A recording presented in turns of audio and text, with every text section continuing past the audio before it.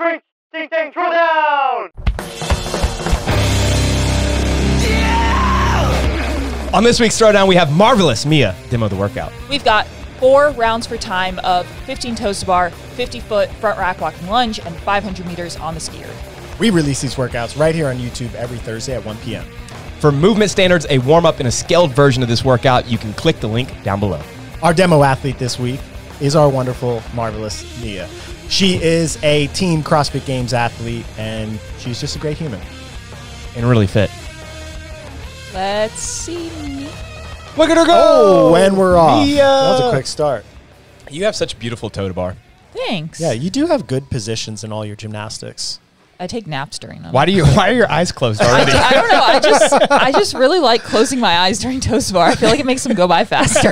What are you like envisioning at this point? Nothing. It's just taking a toes to bar nap. Yeah. 9. All right, nice unbroken set there. I think this workout for elites is basically how fast you can ski. You're gonna do all the stuff unbroken. Yeah. And then it's just a matter of breaking what you need to break if you're not at that level, or changing your ski pace a little bit in order to stay unbroken. Right. I think high-level athletes will lunge a little faster than I do. I'm not a super great lunger. That little stutter step, it's not a lot, but the people that can just swing step the whole time will make up a little bit of time here as well. Did you make up in your mind before the workout that you were going to do them all unbroken? I saw you just kind of did a spin at the 25-foot mark. I decided I would at least start unbroken and see how it felt, because 15 toes to bar for me is a pretty comfortable number, and I knew there was a lot of time before I had to come back to it.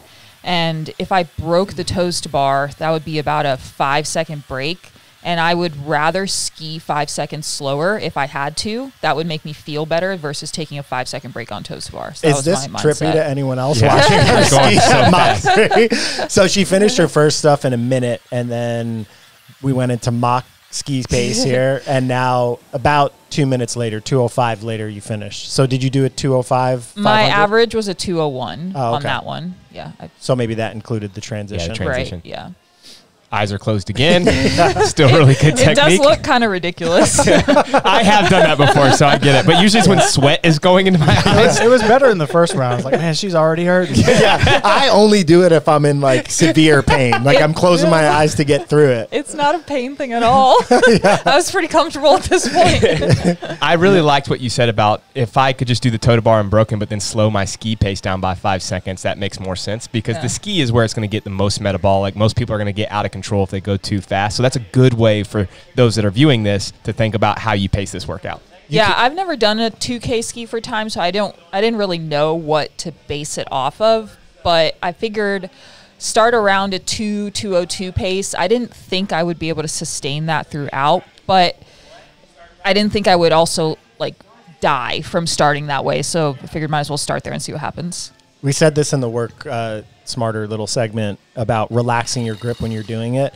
On the next one, hopefully there's a good angle that you can see, but it looks like you're kind of holding it in just like 2 fingers and really loose grip. I think that's a good idea for everyone, because it is grippy, and even though front rack is not you're holding your grip, it can really blow your grip up. Yeah, it blows mine up. Yeah, definitely think about relaxing during that time, because it's the only time where you're not holding on to something pretty tightly.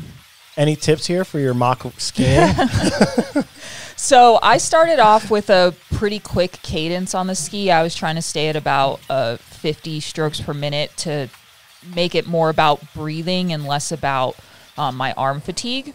And that did help for a few rounds, but it became a little bit unsustainable. Like I couldn't keep my pace high enough with that in the next couple rounds. So I did slow my cadence down and try to pull a little bit harder to try to not fall off of my pace too much. So with a faster cadence, you feel like it's more breathy, and with a slower cadence, it's more muscular? Yeah, and these other 2 movements are relaxed breathing for me, so I figured I could afford to breathe a little harder on the ski and then keep my arms fresher for the toes to bar. Right, and then you're calming yourself down as far as breathing goes on the toe to bar. Right, and trying to keep my arms fresh for the later skis, which I knew eventually they're going to start getting tired, which the third ski was much harder than the first 2. Did this hurt at all? Like when you're in this round, are you like, oh man, I'm hurting? No, I wouldn't say hurting in the sense where like like an open workout hurts, but the ski effort got a lot harder on the third round. But it was really just the ski that got harder. The other movements didn't get harder. Yeah, I think this is going to be common, especially for lighter female athletes, that the exposure to the ski erg is not as high as other machines, and also it's more upper body dependent. So it's almost harder to push into your like full respiratory fatigue the same way you would feel on maybe an echo bike or running.